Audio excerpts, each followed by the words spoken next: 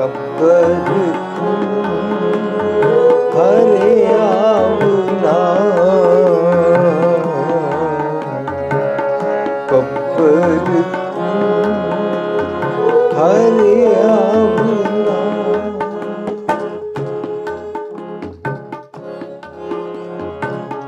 कमला कंचन one, कमला कंचन one, कै दोखड़े सड़ियो, कै दोखड़े सड़ियो, काली होया देवरी, नानक मैं तन पंग, नानक मैं तन पंग, कब्बर हरे आवला, कब्बर हरे आवला।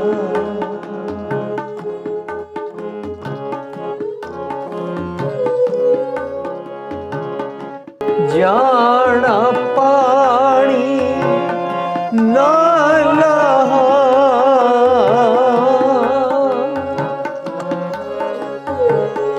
जाना पानी ना लहा,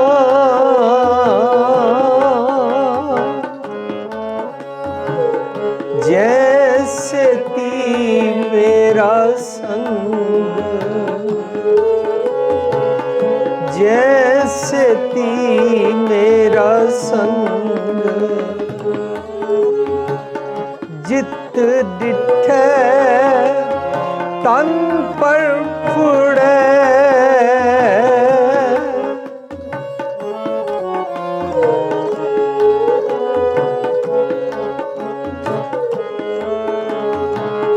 जित डिठे तन पर फुड़े,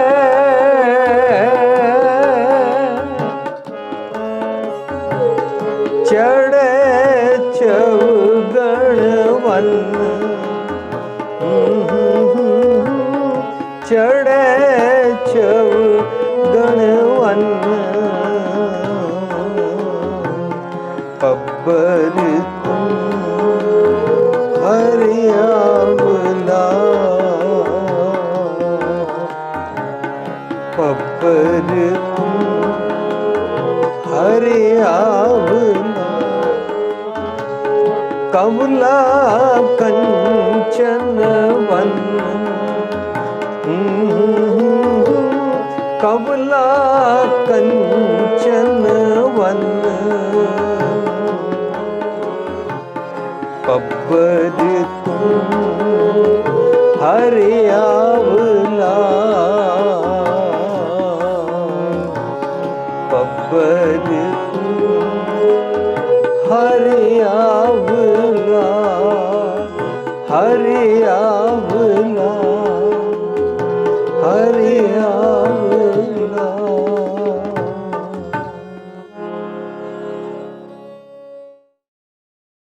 प्यारी साध संगत जी, ਅਸੀਂ ਸਭ ਨੇ ਰਲ ਕੇ ਗੁਰੂ ਨਾਨਕ ਪਾਤਸ਼ਾਹ ਦਾ ਇੱਕ ਸ਼ਲੋਕ ਗਾਇਨ ਕੀਤਾ। ਇਹ ਸ਼ਲੋਕ ਗੁਰੂ ਗ੍ਰੰਥ ਸਾਹਿਬ ਵਿੱਚ ਦਰਜ ਹੈ।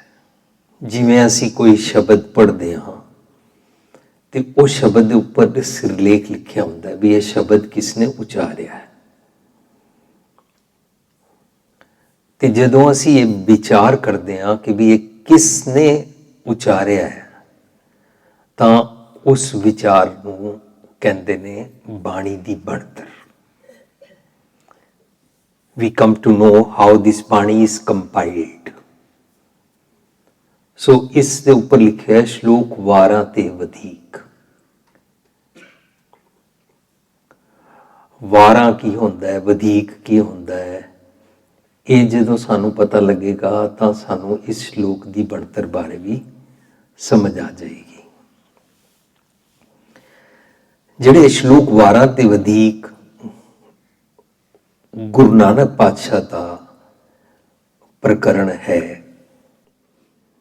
ਉਹਦੇ ਵਿੱਚ ਅਸੀਂ ਇਹ 30 ਨੰਬਰ ਸ਼ਲੋਕ ਗਾਇਨ ਕੀਤਾ ਹੈ। ਆਪ ਵੀ ਸਾਰੇ ਘਰ ਜਾ ਕੇ ਬਾਣੀ ਪੜ੍ਹਦੇ ਹੋ, ਵਿਚਾਰਦੇ ਹੋ। ਹੁਣ ਵੀ ਹੋ ਸਕੇ ਤਾਂ ਇਸ ਨੂੰ ਘਰ ਜਾ ਕੇ ਪੜ੍ਹਨਾ, ਦੇਖਣਾ। ਅਸੀਂ ਅੱਜ ਜੋ ਸ਼ਲੋਕ ਗਾਇਨ ਕੀਤਾ, ਇਹਦੀ ਬਾਣੀ ਦੀ ਬਣਤਰ ਹੈ ਸ਼ਲੋਕ ਵਾਰਾਂ ਤੇ ਵਧੀਕ। ਇਹ ਲੜੀਵਾਰ ਸ਼ਲੋਕ ਹਨ। ਵਾਰਾਂ ਤੇ ਵਧੀਕ ਦਾ ਮਤਲਬ ਕੀ ਹੁੰਦਾ ਹੈ? ਗੁਰੂ ਗ੍ਰੰਥ ਸਾਹਿਬ ਵਿੱਚ ਕੁਝ ਤਾਂ ਸ਼ਬਦ ਹਨ, ਉਹਨਾਂ ਤੋਂ ਇਲਾਵਾ ਅਸੀਂ ਉਹਨਾਂ ਵਿਚਕਾਰ ਇੱਕ ਚੀਜ਼ ਵੇਖਦੇ ਹਾਂ ਕਿ ਸ਼ਬਦਾਂ ਦੇ ਵਿੱਚ ਰਹਾਉ ਲਿਖਿਆ ਹੁੰਦਾ ਹੈ। ਰਹਾਉ ਉਸ ਸ਼ਬਦ ਦਾ ਸੈਂਟਰਲ ਆਈਡੀਆ ਹੁੰਦਾ ਹੈ। ਲੇਕਿਨ ਜਿਹੜੀਆਂ ਵਾਰਾਂ ਹੁੰਦੀਆਂ ਉਹਨਾਂ ਵਿੱਚ ਰਹਾਉ ਨਹੀਂ ਹੁੰਦਾ। ਵਾਰਾਂ ਵਿੱਚ ਪੌੜੀਆਂ ਲਿਖੀਆਂ ਹੁੰਦੀਆਂ। ਪੌੜੀ ਵਾਰ ਦਾ ਸੈਂਟਰਲ ਆਈਡੀਆ ਹੁੰਦੀ ਹੈ ਔਰ ਪੌੜੀ ਦੀ ਆਖਰੀ ਪੰਕਤੀ ਉਸ ਦਾ ਸਾਰਾ ਸਾਰ ਹੁੰਦੀ ਹੈ। ਪੌੜੀ ਦੇ ਨਾਲ ਪੌੜੀ ਨੂੰ ਸਮਝਣ ਵਾਸਤੇ ਕੁਝ ਸ਼ਲੋਕ ਲਿਖੇ ਜਾਂਦੇ ਨੇ। ਸੋ ਗੁਰੂ ਗ੍ਰੰਥ ਸਾਹਿਬ ਵਿੱਚ ਵਾਰਾਂ ਵੀ ਨੇ। ਜਿਵੇਂ ਕਿ ਅਸੀਂ ਆਸਾ ਕੀ ਵਾਰ ਪੜ੍ਹਦੇ ਹਾਂ, ਉਹ ਜ਼ਿਆਦਾ ਪ੍ਰਚਲਿਤ ਹੈ, ਇਸ ਕਰਕੇ ਮੈਂ ਉਸ ਦਾ ਹਵਾਲਾ ਸਾਂਝ ਕਰ ਰਿਹਾ। ਆਸਾ ਕੀ ਵਾਰ ਵਿੱਚ ਲਿਖਿਆ ਹੁੰਦਾ ਹੈ, ਵਾਰ ਸ਼ਲੋਕਾਂ ਨਾਲ। ਇਹਦਾ ਮਤਲਬ ਵਾਰ ਪੌੜੀਆਂ ਦੀ ਹੁੰਦੀ ਹੈ। ਪੌੜੀਆਂ ਦਾ ਪੂਰਾ ਸੈੱਟ ਹੁੰਦਾ ਹੈ। ਆਸਾ ਕੀ ਵਾਰ ਵਿੱਚ 24 ਪੌੜੀਆਂ ਨੇ। ਹਰ ਪੌੜੀ ਦੇ ਨਾਲ ਕੁਝ ਸ਼ਲੋਕ ਲਿਖੇ ਹੋਏ ਨੇ, ਇਸ ਕਰਕੇ ਲਿਖਿਆ ਹੈ ਵਾਰ ਸ਼ਲੋਕਾਂ ਨਾਲ। ਫਿਰ ਅੱਗੇ ਲਿਖਿਆ ਹੈ ਸ਼ਲੋਕ ਵੀ ਮਹਿਲੇ ਪਹਿਲੇ ਕੇ ਲਿਖੇ। ਇਹਦਾ ਮਤਲਬ ਵਾਰ ਮਹਿਲੇ ਪਹਿਲੇ ਕੀ ਹੈ ਤੇ ਉਹਦੇ ਅੰਦਰ ਸ਼ਲੋਕ ਵੀ ਕੁਝ ਦਰਜ ਹਨ, ਮਹਿਲੇ ਪਹਿਲੇ ਕੇ, ਗੁਰੂ ਨਾਨਕ ਪਾਤਸ਼ਾਹ ਦੇ। ਸੋ ਇਸ ਤਰ੍ਹਾਂ ਅਸੀਂ ਬਾਣੀ ਦੀ ਬਣਤਰ ਨੂੰ, ਪਹਿਲਾਂ ਉਸਦੇ ਸਿਰਲੇਖ ਨੂੰ, ਉਹਦਾ ਜਿਹੜਾ ਟੌਪਿਕ ਹੈ ਉਹ ਕੀ ਲਿਖਿਆ ਗਿਆ ਉਹ ਸਮਝਦੇ ਹਾਂ।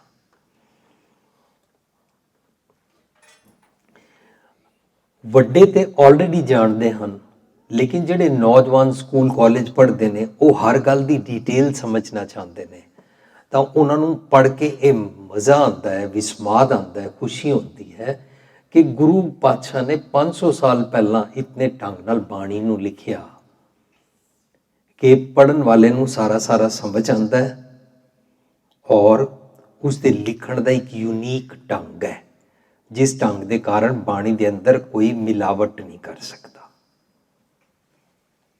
ਇਹੀ ਉਹ ਢੰਗ ਹੈ ਕਿ ਕਿਸ ਨੇ ਲਿਖੀ ਹੈ। ਫਿਰ ਜੇ ਤੁਸੀਂ ਸ਼ਬਦ ਪੜ੍ਹਦੇ ਹੋ, ਮੰਨ ਲਿਆ ਲਿਖਿਆ ਹੋਵੇ ਸੋਰਠ ਮਹਿਲਾ ਪੰਜਵਾਂ, ਘਰ 8ਵਾਂ, ਤਾਂ ਇਹਦਾ ਮਤਲਬ ਇਹ ਹੋਏਗਾ ਸੋਰਠ ਰਾਗ ਵਿੱਚ ਮਹਿਲਾ ਪੰਜਵਾਂ ਗੁਰੂ ਅਰਜਨ ਪਾਤਸ਼ਾਹ ਦਾ ਸ਼ਬਦ ਹੈ। ਘਰ 6ਵਾਂ ਜਾਂ 8ਵਾਂ ਜੋ ਲਿਖਿਆ ਹੋਇਆ ਉਹ ਰਾਗ ਦੇ ਤਾਲ ਦੀ ਪਿੱਚ ਜਿਹਦੇ ਵਿੱਚ ਉਸਨੂੰ, ਜਿਸ ਪਿੱਚ ਵਿੱਚ ਉਸਨੂੰ ਗਾਇਨ ਕੀਤਾ ਜਾਂਦਾ ਹੈ। ਸੋ ਰਾਗ ਦੇ ਤਾਲ ਦੀ ਪਿੱਚ ਤੋਂ ਲੈ ਕੇ ਉਸ ਦੀ ਬਣਤਰ ਦਾ ਸਿਰਲੇਖ ਸਾਰਾ ਪਹਿਲਾਂ ਦੱਸ ਦਿੱਤਾ ਜਾਂਦਾ ਸਾਨੂੰ। ਫਿਰ ਇਹ ਵੀ ਲਿਖਿਆ ਹੁੰਦਾ ਹੈ ਪੰਜ ਪਦੇ। ਪੰਜ ਪਦੇ ਮੀਨਸ ਇਸ ਸ਼ਬਦ ਅੰਦਰ 5 ਪਦੇ ਹਨ। ਦਿਸ ਸ਼ਬਦ ਕੰਟੇਨਸ 5 ਸਟੈਂਜਾਸ। ਦੁਪ ਦੇ ਲਿਖਿਆ ਹੋਏਗਾ ਤੇ 2 ਦਾ ਹੋਏਗਾ, ਤਿਪ ਦੇ ਲਿਖਿਆ ਹੋਏਗਾ ਤਾਂ 3 ਦਾ ਹੋਏਗਾ। ਇਸ ਤਰ੍ਹਾਂ ਮੈਕਸਿਮਮ ਅਸ਼ਟਪਦੀਆਂ ਦਾ ਲਿਖਿਆ ਹੋਇਆ ਵੀ 8 ਪਦ ਵਾਲੇ। ਸੋ ਜਿਨ੍ਹਾਂ ਵਿਚਕਾਰ 7 ਜਾਂ 9 ਜਾਂ ਜ਼ਿਆਦਾ ਪਦ ਹੁੰਦੇ ਨੇ ਜਾਂ 8 ਹੁੰਦੇ ਨੇ, ਉਹ ਸਾਰਿਆਂ ਦਾ ਸਿਰਲੇਖ ਅਸ਼ਟਪਦੀਆਂ ਦੇ ਸ਼ਬਦਾਂ ਹੇਠ ਹੁੰਦਾ ਹੈ। ਇਸ ਤਰ੍ਹਾਂ ਬਾਣੀ ਦੀ ਬਣਤਰ ਲਿਖੀ ਹੋਈ ਹੈ। ਅਸੀਂ ਇਸ ਬਣਤਰ ਨੂੰ ਜ਼ਰੂਰ ਵਿਚਾਰਦੇ ਹਾਂ।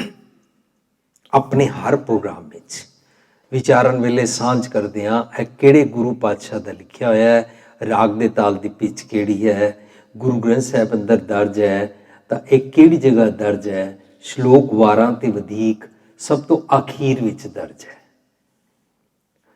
12 ਦੇ ਵਿਚਕਾਰ ਜਿਹੜੇ ਸ਼ਲੋਕ ਲਿਖੇ ਜਾਂਦੇ ਸਨ, ਉਹਨਾਂ ਤੋਂ ਇਲਾਵਾ ਜਿਹੜੇ ਸ਼ਲੋਕ ਵੱਧ ਗਏ, 12 ਤੋਂ ਇਲਾਵਾ ਦੇ ਸ਼ਲੋਕ ਸਾਰਿਆਂ ਦੀ ਲੜੀ ਬਣਾ ਕੇ ਅਖੀਰ ਵਿੱਚ ਲਿਖ ਦਿੱਤੀ ਗਈ। ਸ਼ਲੋਕ 12 ਤੇ ਵਧੇਕ, ਵਧੇ ਹੋਏ, ਐਕਸਟਰਾ, ਜੋ 12 ਵਿੱਚ ਨਹੀਂ ਹਨ। ਇੰਜ ਅਸੀਂ ਇਹ ਸਾਂਝ ਕਰਦੇ ਹਾਂ, ਔਰ ਅਸੀਂ ਅੱਜ ਕੱਲ੍ਹ ਦੀ ਬੋਲੀ ਵਿੱਚ ਇਹਦਾ ਨਾਂ ਰੱਖ ਰਿਹਾ computerised lockup system. Guru Sahib ਨੇ ਬਾਣੀ ਨੂੰ ਇਸ ਢੰਗ ਦੇ ਨਾਲ ਲਿਖਿਆ ਹੈ ਕਿ ਇਹਦਾ ਸਿਰਲੇਖ ਕੀ ਹੈ, ਇਹਦਾ ਰਾਗ ਕੀ ਹੈ, ਰਾਗ ਦੇ ਤਾਲ ਦੀ ਪਿੱਚ ਘਰ ਕਿਹੜਾ ਵੇ, ਇਹਦੇ ਅੰਦਰ ਰਹਾਉ ਕੀ ਕਹਿੰਦਾ ਵੇ, ਰਹਾਉ ਤੋਂ ਇਲਾਵਾ ਇਸ ਦੇ ਅੰਦਰ ਜੇ ਰਹਾਉ ਦੂਜਾ ਲਿਖਿਆ ਹੋਇਆ ਹੈ ਤਾਂ ਪਹਿਲੇ ਰਹਾਉ ਵਿੱਚ ਸਵਾਲ ਹੁੰਦਾ ਹੈ, ਰਹਾਉ ਦੂਜਾ ਵਿੱਚ ਆਨਸਰ ਹੁੰਦਾ ਹੈ। ਇਸ ਤਰੀਕੇ ਦੇ ਨਾਲ ਗੁਰੂ ਸਾਹਿਬ ਨੇ ਬਣਤਰ ਕਰਕੇ ਪਹਿਲਾ ਪਦਾ ਜਿੱਥੇ ਖਤਮ ਹੁੰਦਾ ਉੱਥੇ 1 ਲਿਖਿਆ ਹੋਇਆ ਹੈ, ਜਿੱਥੇ ਦੂਜਾ ਪਤਾ ਖਤਮ ਹੁੰਦਾ ਉੱਥੇ 2 ਲਿਖਿਆ ਹੋਇਆ ਹੈ। ਜੇ ਅਸ਼ਟਪਦੀਆ ਦਾ ਸ਼ਬਦ ਹੈ, ਜਿੱਥੇ 8 ਲਿਖਿਆ ਉੱਥੇ ਸ਼ਬਦ ਸਮਾਪਤ ਹੁੰਦਾ ਹੈ। ਇਹ ਜਿਹੜੀਆਂ ਗਿਣਤੀਆਂ ਪਾਈਆਂ ਹੋਈਆਂ ਨੇ, ਇਹਨਾਂ ਗਿਣਤੀਆਂ ਦਾ ਵੀ ਕੋਈ ਮਤਲਬ ਹੈ।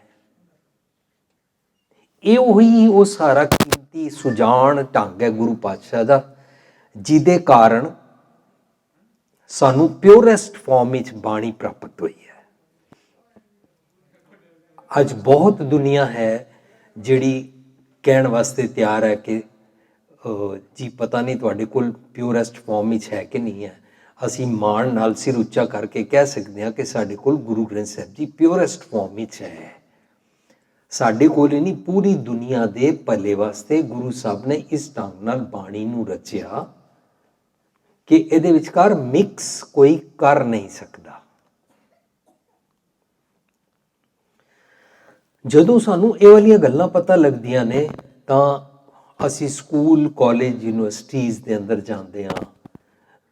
ਕਿਉਂਕਿ ਮੈਂ ਨਿਊਯਾਰਕ ਰਹਿੰਦਾ ਤੇ ਮੈਂ ਉੱਥੇ ਵੀ ਦੇਖਿਆ ਕਿ ਯੂਨੀਵਰਸਿਟੀਜ਼ ਦੇ ਅੰਦਰ ਵੀ ਜਦੋਂ ਨੌਜਵਾਨ ਵਿਚਾਰਾਂ ਸਾਂਝ ਕਰਦੇ ਨੇ ਤਾਂ ਸਾਨੂੰ ਇਸ ਗੱਲ ਦਾ ਮਾਣ ਆਉਂਦਾ ਹੈ, ਨੌਜਵਾਨ ਨੂੰ ਇਸ ਗੱਲ ਦਾ ਮਾਣ ਆਉਂਦਾ ਹੈ ਕਿ ਮੇਰੇ ਗੁਰੂ ਪਾਤਸ਼ਾਹ ਨੇ ਅੱਜ ਤੋਂ 500 550 ਸਾਲ ਪਹਿਲਾਂ ਇਤਨੇ ਕੀਮਤੀ ਢੰਗ ਨਾਲ ਬਾਣੀ ਲਿਖੀ।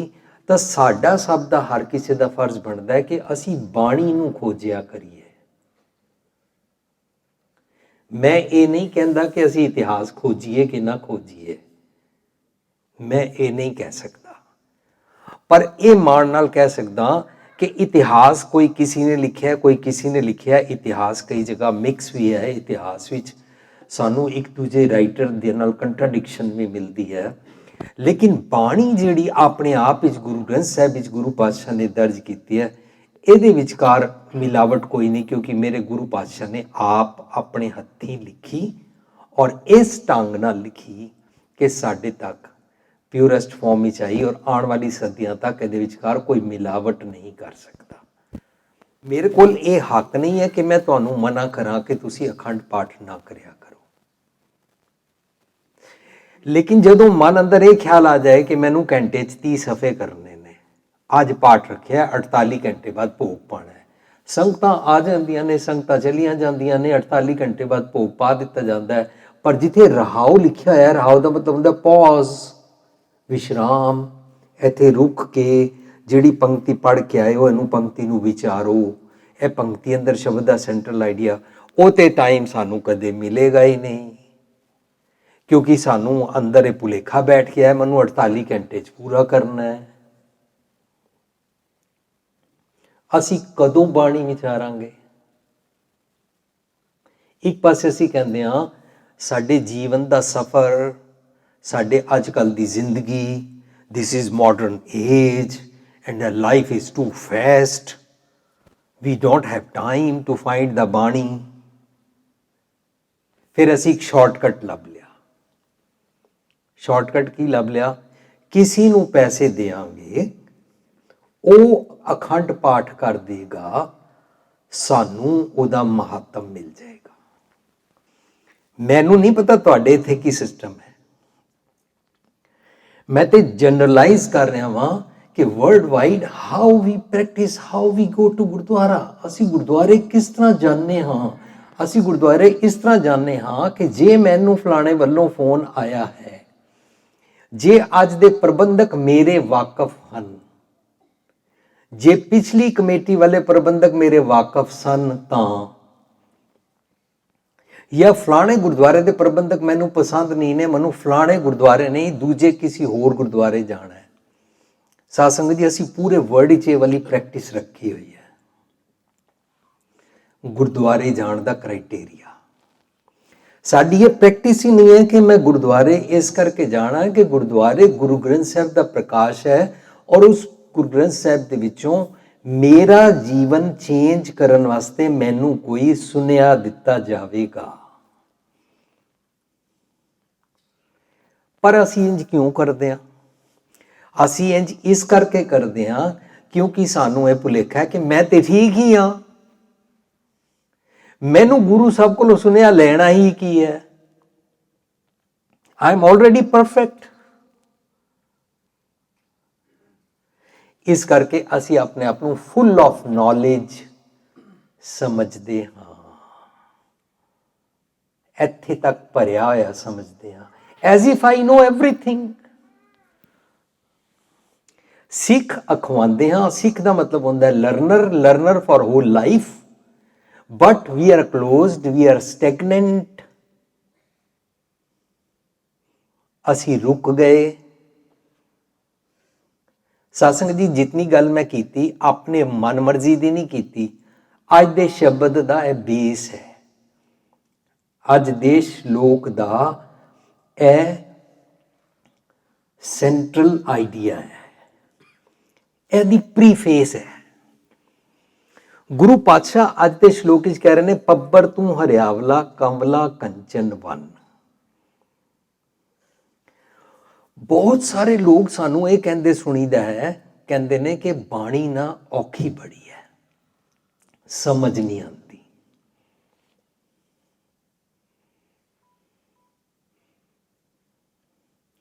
ਜਦੋਂ ਮੈਂ 25, 30, 35 ਸਾਲ ਪਹਿਲਾਂ ਅਮਰੀਕਾ ਗਿਆ ਤਾਂ ਜਾਣ ਸਾਰ ਮੇਰੀ ਮਾਂ ਨੇ ਮੈਨੂੰ ਕਿਹਾ, ਇੱਥੇ ਠੰਡ ਬੜੀ ਹੁੰਦੀ ਹੈ, ਇੱਥੇ ਸਨੋ ਬੜੀ ਪੈਂਦੀ ਹੈ, ਗਰਮ ਕੱਪੜੇ ਪਾਣੇ ਪੈਣਗੇ, ਗਲਵਜ਼ ਵੀ ਪਾਣੇ ਪੈਣਗੇ, ਵਾਰਮਰ ਵੀ ਪਾਣਾ ਪਏਗਾ, ਥੱਲੇ ਤੈਨੂੰ ਸਨੋ ਸ਼ੂਜ਼ ਪਾ ਕੇ ਫਿਰ ਬਾਹਰ ਜਾਣਾ ਹੈ, ਨਹੀਂ ਤੇ ਠੰਡ ਲੱਗ ਜਾਂਦੀ ਹੈ, ਬਿਮਾਰ ਹੋ ਜਾਂਦੀ ਹੈ।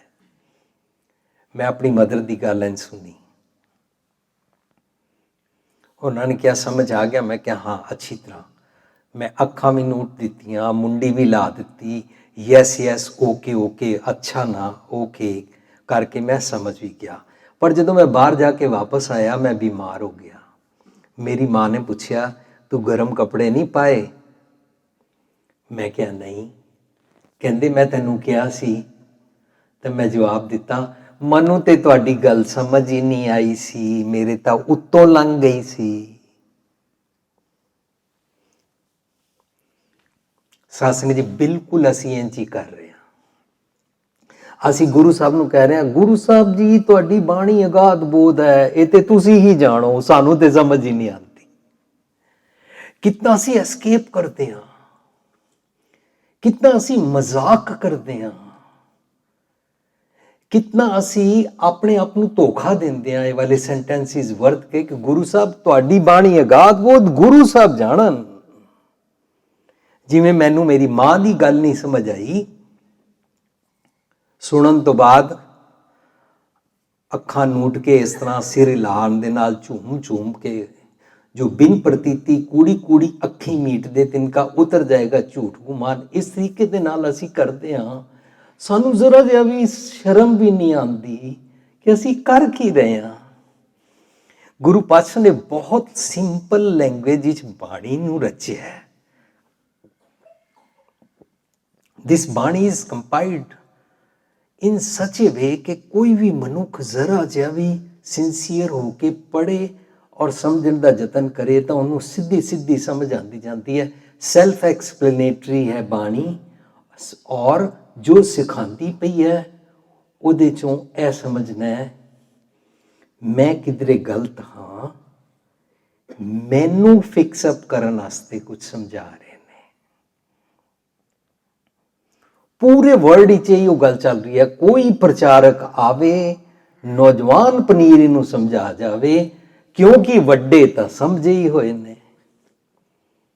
जदकि सारी जगह गुरुद्वारियां दे मिलियंस ऑफ डॉलर्स लग के वकीलों दे, जजिस दे, कोर्ट कचहरियां दे केसिस चल रहे ने, नौजवान पनीरी करके कि वड्डियां करके। थां थां ते रामगढ़िए, जट, भापे, दलित, ये वाला जात पात दा वितकरा बच्चियां करके चल रहा है कि वड्डियां करके। थां थां ते दाज प्रथा दा झगड़ा बच्चियां करके चल रहा है कि वड्डियां करके। थां थां ते विमेन ऑपरेशन और इस्त्री नाल धक्का वड्डियां वल्लों कीता जा रहा है कि बच्चियां दे करके। साडा कोई भी समागम असी जिहड़े अपने घरां विच प्रोग्राम करते रहंदे हां, उन्हां प्रोग्रामां दी जितनी भी सैरेमनीज़ करते हां, उन्हां विचकार शराब वरताए बिना साडी सैरेमनी पूरी नहीं होती, वड्डियां करके कि छोटियां करके। जितने दुनिया भर दे कर्मकांड और पाखंड वड्डे कर रहे ने, छोटे नहीं करते ने। पर असी सारे ही कही जा रहे हैं, असी ते सीधे साधे हाँ, असी ते सारे ठीक ठाक है ही हाँ। कोई प्रचारक आवे नौजवान पनीरी नूं समझावे, जबकि बाणी सानू समझाती है। सो पहली जिस दिन क्लास लगती है, पहली क्लास वाले दिन असी धर्म की पौड़ी वाली पहली पौड़ी ते कदम उस वेले रखते हाँ जिस दिन बाणी चो मैनू यह समझ आता है, बाणी मैनू मेरा जीवन बदलन वास्ते समझाई जा रही है। पर मैनू पहल भुलेखा पै गया। जदों तैनू यह भुलेखा पै गया, मन जाने सब बात, मेरा मन सब कुछ जानता है। जानत ही अवगुण करे। सत्संग जी एक होंदा अवगुण करना, बैड डीड्स करना, बैड एक्शंस करना। लेकिन कबीर साहब कह रहे हैं मन जाने सब बात। जिस दिन ये भुलेखा पै जाए ना कि मैनू सब कुछ पता है, यही अपने आप ही सब तो बैड एक्शन है। भुलेखा पै गया कि मैनू सब कुछ पता है, हुण मैं क्लोज्ड, ना मैनू कुछ देखना है, ना मैनू कुछ सुनना है, ना मैनू कुछ समझना है। मन जाने सब बात, जानत ही अवगुण करे, अवगुण करता है। अवगुण की है, मैनू सब कुछ पता है। काही की कुशलात, हुण तू कुशल सुखी ठीक किवें हो सकना है। हाथ दीप कुएं पर है, जिवें हाथ विच दीवा होवे और कोई बंदा खूह च डिग पवे।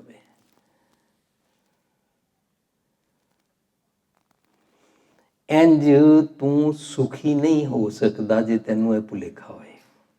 सो अज दे श्लोक दा ही बनतर, अज दे श्लोक विच गुरु पातशाह सानू समझाते ने, कहते ने पब्बर तू हरियावला। देखो कितनी सिंपल सिंपल है बाणी।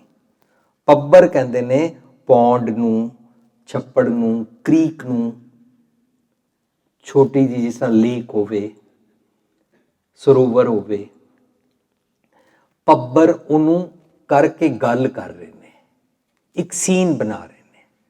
पब्बर तू हरियावला, मैं तैनू हरिया भरिया दिखदा सी। कंवला कंचन वन, तेरे अंदर कंवल लोटस फ्लावर, कंचन सोने दे रंग वाले वन बड़े ही ब्लॉसमिंग खिड़दे सन। कंवला कंचन वन, कै दोखड़े सड़े होए, की हो गया, की तू दोख कीता है।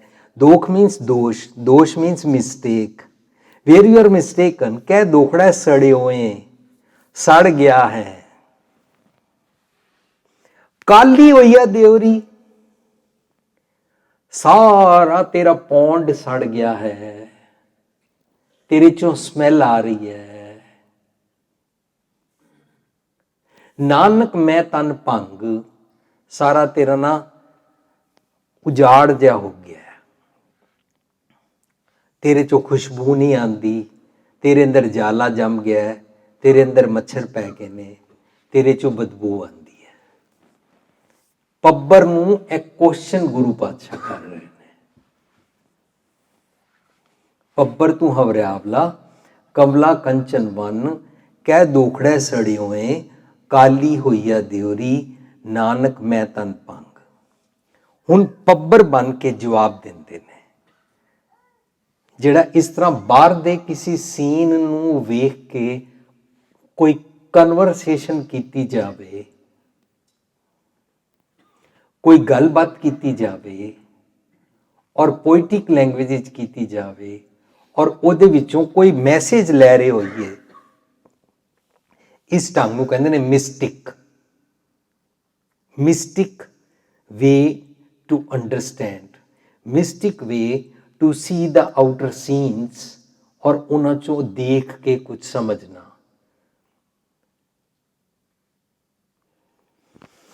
ਜਿਵੇਂ ਅਸੀਂ ਕਿਸੇ ਨੂੰ ਕਹਿ ਦਈਏ ਤੂੰ ਤੇ ਬਿਲਕੁਲ ਨਾ ਬਗਲਾ ਭਗਤੀ ਕਰਦਾ ਹੈ। ਬਾਹਰਲੇ ਸੀਨਸ, ਬਾਹਰਲੇ ਪਸ਼ੂ ਪੰਛੀ, ਬਾਹਰਲੇ ਪੇੜ ਪੌਦੇ, ਬਾਹਰਲੇ ਕੋਈ ਵੀ ਸੀਨ ਦੇ ਨਾਲ ਕੰਪੈਰੀਜ਼ਨ ਕਰਕੇ ਆਪਣੀ ਲਾਈਫ ਨੂੰ, ਆਪਣੇ ਜੀਵਨ ਨੂੰ, ਆਪਣੀ ਹੈਬਿਟਸ ਨੂੰ, ਆਪਣੇ ਕਰੈਕਟਰ ਨੂੰ ਫਿਕਸ ਅਪ ਕਰਨ ਦਾ ਜਿਹੜਾ ਢੰਗ ਹੈ ਨਾ, ਉਹਨੂੰ ਮਿਸਟਿਕ ਢੰਗ ਕਹਿੰਦੇ ਨੇ। ਮਿਸਟਿਕ ਵੇ ਟੂ ਐਲੀਵੇਟ। ਸੋ ਗੁਰੂ ਪਾਤਸ਼ਾਹ ਹੁਣ ਪੱਬਰ ਬਣ ਕੇ, ਉਹ ਕ੍ਰੀਕ ਛੱਪੜ ਬਣ ਕੇ ਆਪਣੇ ਵੱਲੋਂ ਜਵਾਬ ਦਿੰਦੇ ਨੇ। ਜਾਣਾ ਪਾਣੀ ਨਾ ਲਹਾਂ, ਜੈ ਸੇਤੀ ਮੇਰਾ ਸੰਗ। ਮੇਰਾ ਜਿਹੜਾ ਸਰੋਵਰ ਪੱਬਰ ਸੀ ਨਾ, ਇਹਦੇ ਵਿੱਚ ਇੱਥੋਂ ਫਰੈਸ਼ ਵਾਟਰ ਆਉਂਦਾ ਸੀ। ਜਾਣਾ ਪਾਣੀ ਨਾ ਲਹਾਂ, ਮੈਂ ਉਹ ਵਾਟਰ, ਉਹ ਪਾਣੀ ਨਹੀਂ ਲੈਂਦਾ। ਜੈ ਸੇਤੀ ਮੇਰਾ ਸੰਗ, ਕੰਟੀਨਿਊਸਲੀ ਮੈਂ ਲੈਂਦਾ ਸੀ, ਮੇਰਾ ਉਹਦੇ ਨਾਲ ਲਿੰਕ ਬਣਿਆ ਹੋਇਆ ਸੀ। ਜਦੋਂ ਫਰੈਸ਼ ਪਾਣੀ ਆਉਂਦਾ ਸੀ ਤਾਂ ਮੇਰੇ ਤੋਂ ਓਵਰਫਲੋ ਕਰਕੇ ਬਾਹਰ ਵੀ ਨਿਕਲ ਜਾਂਦਾ ਸੀ, ਇਸ ਕਰਕੇ ਮੈਂ ਫਰੈਸ਼ ਰਹਿੰਦਾ ਸੀ। ਮੇਰੇ ਅੰਦਰ ਫੁੱਲ ਖਿੜਦੇ ਸੀ, ਮੇਰੇ ਅੰਦਰ ਮੱਛਰ ਜਾਲਾ ਨਹੀਂ ਸੀ ਪੈਂਦਾ, ਮੇਰੇ ਅੰਦਰ ਬਦਬੂ ਨਹੀਂ ਸੀ ਆਉਂਦੀ। ਮੇਰੇ ਸਾਰੇ ਫੁੱਲ ਖਿੜਦੇ ਸੀ, ਉਹਨਾਂ 'ਚੋਂ ਖੁਸ਼ਬੂ ਆਉਂਦੀ ਸੀ। ਕਹਿੰਦੇ ਨੇ ਜਾਣਾ ਪਾਣੀ ਨਾ ਲਹਾਂ, ਜੈ ਸੇਤੀ ਮੇਰਾ ਸੰਗ, ਜਿਤ ਡਿਠੈ ਤਨ ਪਰ ਫੁੜੈ। ਜਿਸ ਪਾਣੀ ਨੂੰ ਲੈ ਕੇ ਮੇਰਾ ਸਾਰਾ ਸਰੋਵਰ, ਸਾਰਾ ਲੋਟਸ ਫਲਾਵਰਸ ਖਿੜਦੇ ਸਨ। ਬਲੌਸਮਿੰਗ ਸੀ, ਫਰੈਸ਼ਨੈਸ ਸੀ, ਫ੍ਰੈਗਰੈਂਸ ਆਉਂਦੀ ਸੀ। ਚੜ੍ਹੈ ਚਵਗਣ ਵਨ, ਔਰ ਡੇ ਬਾਈ ਡੇ ਮੈਂ ਹੋਰ ਬਲੌਸਮਿੰਗ, ਹੋਰ ਹਰਿਆ ਭਰਿਆ ਹੋ ਜਾਂਦਾ ਸੀ। ਉਹ ਮੈਂ ਸਾਰਾ ਕੰਮ ਨਹੀਂ ਕੀਤਾ। ਇਹਦਾ ਮਤਲਬ ਸਾਨੂੰ ਫਰੈਸ਼ ਵਾਟਰ ਲੈਣਾ ਚਾਹੀਦਾ ਹੈ। ਫਰੈਸ਼ ਵਾਟਰ ਲਵਾਂਗੇ ਤਾਂ ਜਿਹੜਾ ਪੁਰਾਣਾ ਪਾਣੀ ਹੈ ਓਵਰਫਲੋ ਕਰਕੇ ਉਹ ਨਿਕਲ ਜਾਏਗਾ। ਜਿੱਥੇ ਛੱਪੜ ਹੋਵੇ, ਉਹਦੇ ਵਿੱਚ ਫੁੱਲ ਖਿੜੇ ਹੋਣ, ਉਹਦੇ 'ਚ ਖੁਸ਼ਬੂ ਆ ਰਹੀ ਹੋਏ, ਉਹਦੇ ਆਸ-ਪਾਸ ਲੋਕੀ ਬੈਠਦੇ ਨੇ, ਉਹਨਾਂ ਨੂੰ ਚੰਗਾ ਲੱਗਦਾ ਹੈ, ਉਹਨਾਂ ਨੂੰ ਖੁਸ਼ਬੂ ਆਉਂਦੀ ਹੈ। ਲੇਕਿਨ ਜਿੱਥੇ ਛੱਪੜ ਵਿੱਚ ਪਾਣੀ ਰੁਕਿਆ ਹੋਵੇ, ਫੁੱਲ ਸੜੇ ਹੋਣ, ਪੌਦੇ ਖਿੜਦੇ ਨਾ ਹੋਣ, ਮੱਛਰ ਪਏ ਹੋਣ, ਬਦਬੂ ਆ ਰਹੀ ਹੋਈ, ਉਹਦੇ ਨੇੜੇ ਕੋਈ ਬਹਿਣਾ ਨਹੀਂ ਚਾਹੁੰਦਾ। ਜਦੋਂ ਅਸੀਂ ਪੈਦਾ ਹੁੰਦੇ ਹਾਂ ਨਾ, ਅਸੀਂ ਉਸ ਪੱਬਰ ਵਾਂਗੂ ਫਰੈਸ਼ ਪੈਦਾ ਹੁੰਦੇ ਹਾਂ। ਪਰ ਅਸੀਂ ਪਤਾ ਨਹੀਂ ਕਿਹੜੇ ਕਿਹੜੇ ਅਵਗੁਣ ਲੈ ਲੈਂਦੇ ਹਾਂ। ਡੇ ਬਾਈ ਡੇ ਸਾਡੇ ਖਿਆਲ ਮਾੜੇ, ਮੈਲੇ, ਮੈਲਾਈਨ, ਸਾਡੀ ਬੁੱਧੀ ਭੈੜੀ ਹੁੰਦੀ ਜਾਂਦੀ ਹੈ। ਡਿਸੀਟਫੁਲਨੈਸ ਸਿੱਖਦੇ ਜਾਂਦੇ ਹਾਂ, ਝੂਠ ਬੋਲਣਾ ਸਿੱਖਦੇ ਜਾਂਦੇ ਹਾਂ। ਇਹ ਕੱਲ੍ਹ ਭੈਣ ਜੀ ਕਹਿ ਰਹੇ ਸੀ, ਵੀਰ ਜੀ ਅਸੀਂ ਜਦੋਂ ਇੱਥੇ ਦੇਖਿਆ ਨਾ, ਪਹਿਲਾਂ ਗੋਰੇ ਇੱਦਾਂ ਨਹੀਂ ਸੀ, ਅੱਜ ਕੱਲ੍ਹ ਉਹ ਵੀ ਝੂਠ ਬੋਲਣ ਲੱਗ ਪਏ ਨੇ, ਅੱਜ ਕੱਲ੍ਹ ਉਹ ਵੀ ਇੱਦਾਂ ਕਰਨ ਲੱਗ ਪਏ ਨੇ। ਇਹਦਾ ਮਤਲਬ ਡੇ ਬਾਈ ਡੇ ਅਸੀਂ ਭਾਵੇਂ ਪੈਸਿਆਂ ਕਰਕੇ ਅਮੀਰ ਹੋਈ ਜਾ ਰਹੇ ਹਾਂ, ਲੇਕਿਨ ਡੇ ਬਾਈ ਡੇ ਪੂਰੀ ਯੂਨੀਵਰਸ ਖਰਾਬ ਹੋਈ ਜਾ ਰਹੀ ਹੈ। ਅਸੀਂ ਸਾਰੇ ਲੋਕੀ ਡੇ ਬਾਈ ਡੇ ਇੱਕ ਦੂਜੇ ਕੋਲੋਂ ਮੀਡੀਆ ਦੇ ਥਰੂ, ਸੋਸ਼ਲ ਮੀਡੀਆ ਦੇ ਥਰੂ, ਟੀਵੀ ਦੇ ਥਰੂ, ਫਿਲਮਾਂ ਦੇ ਥਰੂ, ਪਾਰਟੀਆਂ ਵਿੱਚ ਇੱਕ ਦੂਜੇ ਨਾਲ ਬੈਠ ਕੇ ਇੱਕ ਦੂਜੇ ਕੋਲੋਂ ਭੈੜ ਸਿੱਖ ਰਹੇ ਹਾਂ। ਉਹਦੇ ਨਾਲ ਕੀ ਹੋ ਰਿਹਾ, ਬਾਹਰੋਂ ਸਾਫ਼ ਸੁਥਰੇ ਨਜ਼ਰ ਆ ਰਹੇ ਹਾਂ, ਅੰਦਰ ਸਾਡੇ ਅਵਗੁਣਾਂ ਦੀ ਬਦਬੂ ਆ ਰਹੀ ਹੈ। ਸਾਡਾ ਜੀਵਨ ਬਦਲ ਨਹੀਂ ਰਿਹਾ। We are not transforming. ਸਾਡੇ ਕੋਲੋਂ ਡੇ ਬਾਈ ਡੇ ਲੋਕਾਂ ਨੂੰ ਇੱਕ ਦੂਜੇ ਦੇ ਨਾਲ ਡਰ ਲੱਗਣ ਲੱਗ ਪਿਆ ਹੈ, ਫਾਰਮੈਲਿਟੀ ਜ਼ਿਆਦਾ ਵੱਧ ਗਈ ਹੈ, ਇੱਕ ਦੂਜੇ ਵਾਸਤੇ ਸਕੇਅਰ ਕਰੋ ਬਣ ਗਏ ਹਾਂ। ਪਤੀ ਨੂੰ ਪਤਨੀ ਕੋਲੋਂ ਡਰ ਲੱਗਦਾ ਹੈ, ਪਤਨੀ ਨੂੰ ਪਤੀ ਕੋਲ ਡਰ ਲੱਗਦਾ ਹੈ, ਸੱਸ ਸਹੁਰਿਆਂ ਕੋਲ ਡਰ ਲੱਗਦਾ ਹੈ, ਬੱਚਿਆਂ ਕੋਲੋਂ ਡਰ ਲੱਗਦਾ ਹੈ, ਰਿਸ਼ਤੇਦਾਰਾਂ ਕੋਲੋਂ ਡਰ ਲੱਗਦਾ ਹੈ, ਦੋਸਤਾਂ ਮਿੱਤਰਾਂ ਕੋਲ ਡਰ ਲੱਗਦਾ ਹੈ। ਦਿਖਾਵਾ ਕਰਨਾ ਪੈਂਦਾ, ਹਾਏ ਜੇ ਨਾ ਗਏ ਤਾਂ ਕੀ ਕਹਿਣਗੇ, ਹਾਏ ਜੇ ਬਰਾਦਰੀ ਵਿੱਚ ਇੰਜ ਨਾ ਕੀਤਾ ਲੋਕੀ ਕੀ ਕਹਿਣਗੇ, ਹਾਏ ਜੇ ਸਾਡੇ ਘਰ ਵਿਆਹ ਹੋਇਆ ਔਰ ਅਸੀਂ ਇੰਜ ਨਾ ਕੀਤਾ ਤਾਂ ਲੋਕੀ ਕੀ ਕਹਿਣਗੇ। Day by day we are closed, day by day we are scared. ਅਸੀਂ ਬਰਾਦਰੀ ਸਮਾਜ ਬਣਾਇਆ ਸੀ, ਇੱਕ ਦੂਜੇ ਦੇ ਨਾਲ ਮਿਲਵਰਤਨ ਕਰਕੇ ਪਿਆਰ ਵਧੇ, ਆਪਸ ਵਿੱਚ ਆਣ ਜਾਣ ਵਧੇ, एक पिता एक कस के मुबारक बन सकिए, we all are children of God महसूस कर सकिए। उसके बदले एक दूसरे के नाल दुश्मनी बढ़ती जा रही है, पहरावे करके, कपड़ियां करके, नीली पग वाले दी काली पग वाले नाल नहीं बनती, काली वाले दी चिट्टी पग वाले नाल नहीं बनती, चिट्टी पग वाले दी गोल पग वाले नाल नहीं बनती। माझे मालवे दुआबे वाले दियां बोलियां दे झगड़े पे होए ने, जट पापे रामगढ़िया के गुरुद्वारे वखरे बने हुए ने, रीत रिवाज वखरे वखरे बने हुए ने। यह सारा कुछ की होई जा रहा, असी सारे सतगुर दी मत दी बाणी नहीं लै रहे हाँ। गुरु पातशाह कहते ने, जे 100 चंदा उगवै सूरज चढ़े 1000, इते चानण होंदिया गुरबिन कोर अंधार। तू बाहरों जितने मर्जी लिपस्टिक बिंदी लगा के परफ्यूम लगा ले, बाहरों जितना मर्जी तू फ्रेगरेंस लगा ले, बाहरों तू जितना मर्जी अपने घर नूं सवार ले, बाहरों तू जितना मर्जी गुरुद्वारियां विच और अपने घरां विच जगबुझ दियां लड़ियां लगा के लाइटां लगा ले, बाहरों तू जितना मर्जी जोतां बाल ले, जे तेरे अंदर हनेरा है तां तेरा जीवन नहीं बदलेगा। तैनू अपने अंदर का हनेरा दूर करना पेगा। मैनू बिल्कुल भी इत्थों प्रबंधक सज्जना ने या संगतां चों किसी ने नहीं कुछ भी किया कि मैनू अज दा टॉपिक की रखना चाहिए है, पर मैं अपने वल्लों ही शुरू हो गया कि सारी जगह ज़्यादातर पिछला हफ्ता असी इटली प्रोग्राम करके आए हाँ, उत्थे गुरु नानक पातशाह का पुरब मनाया गया सी। सब जगह जिहड़ा फॉलोइंग वीक आंदा उत्थे गुरपुरब मनाया जाता है, तो मैं सोचा तुहाडे इत्थे भी गुरु नानक साहब जी की गल ही असीं सांझ करते हाँ। गुरु नानक साहब की गल तो सानूं हुणे समझ नहीं आई, अगलियां गल्लां असीं करी जा रहे हैं, होर अगलियां करी जा रहे हैं, होर अगलियां करी जा रहे हैं। सो गुरु नानक साहब जी की इस कीमती गल नूं ही असीं पहलां समझ लीए। श्लोक वारां ते वधीक विच गुरु साहब सीन विखा रहे ने और सीन विखा के सानू समझा रहे ने कि तू अपने बारे सोच, डे बाई डे तू अगली होंदा जा रहा है, करूप होंदा जा रहा है, डरावना होंदा जा रहा है। जिस इंसान का ध्यान इस पासे पै जाएगा वो सोचेगा मेरे मित्र पहला ज्यादा सी, अजकल घट रहे ने।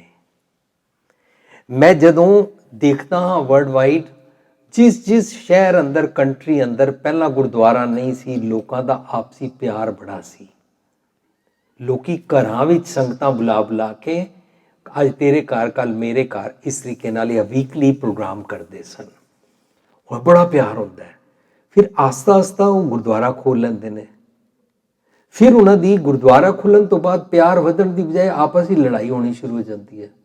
फिर उस तो बाद दूजा गुरुद्वारा खोल लेंदे ने, फिर वंडते जाते हैं, फिर इस तरह असीं सारे टुटते जाते हाँ। सानू सोचना चाहिए मेरा केड़ा अवगुण है, तेरा केड़ा, एदा केड़ा, अपना इंडिविजुअल अपनी इंट्रोस्पैक्शन करिए कि साडी करूपता, साडी अगलीनैस, साडी फेस दी जिहड़ी मिठास सी वो खत्म होई जा रही है और अगलीनैस और करूपता वधदी जा रही है। मैं की ऐसी गल करदा हाँ कि लोकी मेरे तो टुटते जा रहे ने, लोकी आपस में टुटते जा रहे ने, ਸਮਾਜ ਅੰਦਰ ਵੰਡੀਆਂ ਪਈਆਂ ਜਾ ਰਹੀਆਂ ਨੇ। ਜਦੋਂ ਸਾਧ ਸੰਗਤ ਜੀ ਅਸੀਂ ਇਸ ਤਰ੍ਹਾਂ ਸੋਚਣਾ ਸ਼ੁਰੂ ਕਰ ਦਿਆਂਗੇ ਨਾ, ਗੁਰੂ ਪਾਤਸ਼ਾਹ ਦਾ ਸ਼ਲੋਕ ਸਾਨੂੰ ਕੰਮ ਆਉਣਾ ਸ਼ੁਰੂ ਹੋ ਜਾਏਗਾ। ਜੇ 100 ਚੰਦਾ ਉਗਵੇ ਸੂਰਜ ਚੜ੍ਹੇ ਹਜ਼ਾਰੇ ਤੇ ਚਾਨਣ ਹੁੰਦਿਆ ਗੁਰਬਿਨ ਘੋਰ ਅੰਧਾਰ। ਤੇ ਗੁਰੂ ਪਾਤਸ਼ਾਹ ਕਹਿੰਦੇ ਨੇ ਬਾਹਰ ਦਿਸੈ ਚਾਨਣਾ ਦਿਲ ਅੰਧਿਆਰੀ ਰਾਤ। ਤੂੰ ਬਾਹਰੋਂ ਤੇ ਚਾਨਣਾ ਬੜਾ ਕਰਦਾ ਹੈ, ਭਾਵੇਂ ਦੀਵਾਲੀ ਆਉਂਦੀ ਹੈ ਤੇ ਤੂੰ ਦੀਵੇ ਬਾਲਦਾ ਰਹਿਣਾ ਹੈ। ਬਾਹਰ ਦਿਸੈ ਚਾਨਣਾ ਪਰ ਤੇਰੇ ਅੰਦਰ ਤੇ ਹਨੇਰਾ ਹੈ, ਦਿਲ ਅੰਧਿਆਰੀ ਰਾਤ। ਫਰੀਦਾ ਕੰਨ ਮੁਸੱਲਾ ਸੂਫ ਗਲ ਦਿਲ ਕਾਤੀ ਗੁੜਵਾਤ। ਬਾਹਰੋਂ ਤੇ ਤੂੰ ਧਰਮੀ ਭੇਖ ਬਣਾਉਂਦਾ ਹੈ ਪਰ ਅੰਦਰ ਤੇਰੇ ਕੈਂਚੀ ਚਲਦੀ ਹੈ, ਭੈੜੇ ਬੋਲ ਚਲਦੇ ਨੇ। ਤੂੰ ਲੋਕਾਂ ਦੀ ਨਿੰਦਾ ਕਰਦਾ ਹੈ, ਤੂੰ ਲੋਕਾਂ ਨੂੰ ਗਾਲਾਂ ਕੱਢਦਾ ਹੈ, ਤੂੰ ਦੋ ਭੈਣ ਭਰਾ ਨੂੰ ਲੜਾ ਦਿੰਦਾ ਹੈ, ਤੂੰ ਨੂੰਹ ਸੱਸ ਨੂੰ ਲੜਾ ਦਿੰਦਾ ਹੈ। ਇਹ ਜਿਹੜੇ ਅਵਗੁਣ ਨੇ ਨਾ ਸਾਧ ਸੰਗਤ ਜੀ, ਇਹਨਾਂ ਅਵਗੁਣਾਂ ਨੂੰ ਹਨੇਰਾ ਕਹਿੰਦੇ ਨੇ। ਇਹਨਾਂ ਅਵਗੁਣਾਂ ਦੀ ਧੁੰਦ ਜਿਹੜੀ ਹੁੰਦੀ ਹੈ ਉਹਦੇ ਬਾਰੇ ਕਿਹਾ ਗਿਆ ਮਿੱਟੀ ਧੁੰਦ ਜਗ ਚਾਨਣ ਹੋਆ। ਇਹਦਾ ਮਤਲਬ ਜਦੋਂ ਗੁਰੂ ਨਾਨਕ ਪਾਤਸ਼ਾਹ ਦਾ ਪ੍ਰਕਾਸ਼ ਉਤਸਵ ਮਨਾਉਂਦੇ ਆ ਤਾਂ ਕਿਹੜੀ ਧੁੰਦ ਹੈ? ਜਿਹੜੀ ਬਾਹਰ ਵਾਲੀ ਫੌਗ ਧੁੰਦ ਹੈ ਉਹਦੀ ਗੱਲ ਨਹੀਂ ਚੱਲ ਰਹੀ। ਮੇਰੇ ਜੀਵਨ ਅੰਦਰ, ਮੇਰੀਆਂ ਹੈਬਿਟਸ ਦੇ ਅੰਦਰ ਮੇਰੇ ਜਿਹੜੇ ਅਵਗੁਣ ਨੇ, ਮੇਰੀਆਂ ਬੈਡ ਹੈਬਿਟਸ ਨੇ ਜਿਹੜੀਆਂ, ਉਸ ਧੁੰਦ ਦੀ ਗੱਲ ਚੱਲ ਰਹੀ ਹੈ। ਉਸ ਧੁੰਦ ਨੂੰ ਦੂਰ ਕਰਨ ਵਾਸਤੇ, ਆਪਣੇ ਅਵਗੁਣਾਂ ਨੂੰ ਦੂਰ ਕਰਨ ਵਾਸਤੇ, ਆਪਣੀ ਡੈਫੀਸ਼ੀਐਂਸੀਜ਼, ਸ਼ਾਰਟਕਮਿੰਗਸ, ਆਪਣੇ ਫਲॉज ਨੂੰ ਹਨੇਰਾ ਕਹਿੰਦੇ ਨੇ, ਧੁੰਦ ਨੂੰ ਦੂਰ ਕਰਨ ਦਾ। ਇਸ ਕਰਕੇ ਗੁਰੂ ਨਾਨਕ ਪਾਤਸ਼ਾਹ ਨੇ ਸਭ ਤੋਂ ਪਹਿਲੀ ਬਾਣੀ ਜਿਹੜੀ ਰਚੀ ਉਹਦੇ ਵਿੱਚ ਸਵਾਲ ਰੱਖਿਆ, ਕਿਵ ਸਚਿਆਰਾ ਹੋਈਐ, ਕਿਵ ਸਚਿਆਰਾ ਹੋਈਐ, ਕਿਵ ਕੂੜੈ ਟੁੱਟੈ ਪਾਰ, ਕਿਵ ਕੂੜੈ ਟੁੱਟੈ ਪਾਰ, ਹੁਕਮ ਰਜ਼ਾਈ ਚੱਲਣਾ, ਹੁਕਮ ਰਜ਼ਾਈ ਚੱਲਣਾ, ਨਾਨਕ ਲਿਖਿਆ ਨਾਨਕ ਲਿਖਿਆ ਨਾ, ਕਿਉ ਸਚਿਆਰਾ ਹੋਈਐ, ਕਿਉ ਸਚਿਆਰਾ, ਕਿਉ ਸਚਿਆਰਾ, ਕਿਉ ਸਚਿਆਰਾ ਹੋਈਐ। ਮੈਂ ਸਚਿਆਰ ਨਹੀਂ ਹਾਂ। ਰੋਜ਼ ਸਵੇਰੇ ਜਪਜੀ ਪੜ੍ਹਨ ਵੇਲੇ ਇਹ ਸਭ ਤੋਂ ਪਹਿਲਾ ਮੈਸੇਜ ਸਾਨੂੰ ਦਿੱਤਾ ਜਾਂਦਾ ਹੈ ਕਿ ਤੂੰ ਮੰਨ ਕਿ ਤੂੰ ਸਚਿਆਰ ਨਹੀਂ ਹੈ, ਕੁੜਿਆਰ ਹੈ। ਕੁੜਿਆਰ ਮੀਨਸ ਕੂੜੇ ਨਾਲ ਭਰਿਆ ਹੋਇਆ, ਗਾਰਬੇਜ ਨਾਲ ਭਰਿਆ। ਗਾਰਬੇਜ ਦਾ ਮਤਲਬ ਮੇਰੇ ਖਿਆਲ ਚੰਗੇ ਨਹੀਂ ਨੇ, ਮੇਰੀ ਸੋਚਣੀ ਠੀਕ ਨਹੀਂ ਹੈ, ਮੈਂ ਠੀਕ ਕਿਵੇਂ ਹੋਵਾਂ।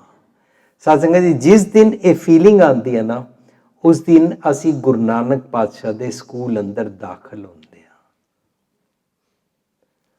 ਪਰ ਅਸੀਂ ਸਾਰੇ ਇਸ ਤੋਂ ਉਲਟੀ ਗੇਮ ਖੇਡ ਰਹੇ ਹਾਂ। ਅਸੀਂ ਸਾਰੇ ਸੋਚ ਰਹੇ ਹਾਂ ਅਸੀਂ ਤੇ ਠੀਕ ਠਾਕ ਹੀ ਹਾਂ, ਅਸੀਂ ਤੇ ਪਰਫੈਕਟ ਹੈ ਹੀ ਹਾਂ, ਅਸੀਂ ਤੇ ਧਰਮੀ ਹੈ ਹੀ ਹਾਂ। ਪਰ ਗੁਰੂ ਪਾਤਸ਼ਾਹ ਰੋਜ਼ ਸਵੇਰੇ ਮੈਨੂੰ ਇਸ ਮੋੜ ਵਿੱਚ ਲਿਆ ਰਹੇ ਨੇ। ਰੋਜ਼ ਸਵੇਰੇ ਮੈਨੂੰ ਕਹਿ ਰਹੇ ਨੇ ਤੂੰ ਸਮਝਣ ਦਾ ਯਤਨ ਕਰ ਕਿ ਤੂੰ ਕੁੜਿਆਰ ਹੈ, ਸਚਿਆਰ ਨਹੀਂ ਹੈ। ਜਦੋਂ ਤੂੰ ਇਸ ਫੀਲਿੰਗ ਵਿੱਚ ਆਏਗਾ ਨਾ, ਤਾਂ ਤੈਨੂੰ ਫਿਰ ਪਤਾ ਲੱਗ ਜਾਏਗਾ ਕਿ ਕੁੜਿਆਰ ਕਿਹੜੀਆਂ ਗੱਲਾਂ ਕਰਕੇ ਹਾਂ। ਜਿਹੜੀਆਂ ਗੱਲਾਂ ਕਰਕੇ ਕੁੜਿਆਰ ਹਾਂ, ਉਹਨਾਂ ਗੱਲਾਂ ਨੂੰ ਧੁੰਦ, ਹਨੇਰਾ, ਮੈਲ ਕਹਿੰਦੇ ਹਨ। ਧੁੰਦ, ਹਨੇਰਾ, ਮੈਲ ਪਤਾ ਲੱਗ ਜਾਏ ਨਾ, ਜਿਸ ਨੂੰ ਦੁੱਧ ਚ ਮੱਖੀ ਨਜ਼ਰ ਆ ਜਾਏ ਨਾ, ਉਹ ਦੁੱਧ ਨਹੀਂ ਪੀ ਸਕਦਾ, ਉਹ ਜ਼ਰੂਰ ਮੱਖੀ ਨੂੰ ਕੱਢਦਾ ਹੀ ਹੈ। ਜਿਸ ਨੂੰ ਆਪਣੇ ਕੱਪੜੇ ਤੇ ਮੈਲ ਨਜ਼ਰ ਆ ਜਾਏ ਉਹ ਫਿਰ ਮੈਲ ਸਾਫ਼ ਜ਼ਰੂਰ ਕਰਦਾ ਹੀ ਹੈ। ਜਿਸ ਨੂੰ ਆਪਣੇ ਫੇਸ ਉੱਤੇ ਕਿੱਥੇ ਵੀ ਕੁਝ ਕਾਲਖ ਜਾਂ ਕੁਝ ਗੰਦਗੀ ਲੱਗੀ ਨਜ਼ਰ ਆ ਜਾਏ ਉਹ ਸ਼ੀਸ਼ੇ ਤੇ ਦੇਖ ਕੇ ਸਾਫ਼ ਜ਼ਰੂਰ ਕਰਦਾ ਹੈ। This is very good state of mind ਕਿ ਫੀਲ ਕਰਨਾ ਕਿ ਮੈਂ ਕਰੂਪ ਲੱਗ ਰਿਹਾ ਹਾਂ, ਫੀਲ ਕਰਨਾ ਕਿ ਮੈਂ ਸਾਫ਼ ਨਹੀਂ ਸੋਚਦਾ, ਫੀਲ ਕਰਨਾ ਕਿ ਮੈਨੂੰ ਭੈੜੇ ਖਿਆਲ ਆਉਂਦੇ ਨੇ, ਫੀਲ ਕਰਨਾ ਕਿ that I have some deceitfulness, feel करना कि मेरी मैलाइन बुद्धि है। और जे ना फील किया ना तो सब तो पहली चीज घेर लेगी फियर, डर। दूजे नंबर ते आ जाएगी चिंता, वरीज। तीजे नंबर ते आ जाएगा डिप्रेशन। इस करके day by day worldwide depression which दुनिया बहुत जा रही है।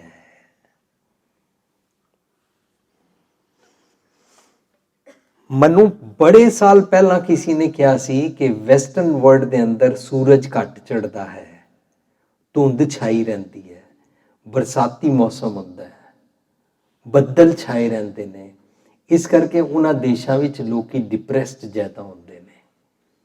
मैं मन ही सोचा ये लगता है गल बाहर दी है, लेकिन भावें धुंध छाई होवे बाहर, भावें फॉगी होवे बाहर, भावें बदल छाए रहन बाहर, भावें धुप ना चढ़े, लेकिन गुरु पातशाह कहते ने दीवा बल्ले अंधेरा जाए, तू अपने अंदर चानण कर, अपने अंदर दे सूरज नूं वेख। बाहरले जे 100 चंदा होगा सूरज चढ़े 1000, बाहरले सूरज चंद्रमा नाल कुछ नहीं होंदा। अपने अंदर सब में जोत जोत सोए तिस दे चानण, सब में चानण होए, वो चानण तू कर सकता है।